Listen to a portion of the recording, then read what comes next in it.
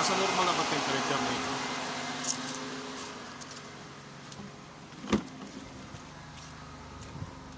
Oo, nasa normal na temperature nito. Lumalamig pa na may aircon niya kasi nakargahan namin eh. Oo. Ayan, nasa normal na temperature nito eh. Ayan. Dapat nito hindi na to aandar eh. Oo. Alin na? Patayin ko lang tong ano nito ha, aircon ha.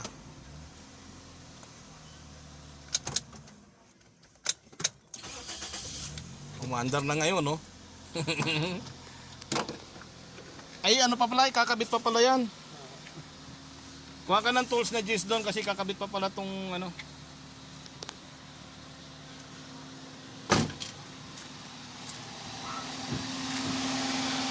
So okay na tong ano na to, sasakyan na to. Kakabit na lang namin tong aircon nito.